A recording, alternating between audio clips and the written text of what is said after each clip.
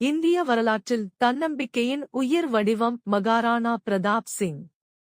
முகலாய பேரரசர் அக்பர் முழு இந்தியாவையும் கைப்பற்ற முயன்றபோது ஒரே ராஜா தலைகுனிய மறுத்தார். அது மேவார் அரசன் மகாராணா பிரதாப். புகழ், செல்வம், அரண்மனை வாழ்க்கை எதையும் அவர் தேர்ந்தெடுக்கவில்லை.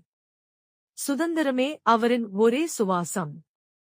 1576ஆம் ஆண்டு ஹல்திகாட்டி போரில் அக்பரின் மிகப்பெரிய படையை எதிர்த்து துணிச்சலுடன் போரிட்டார்.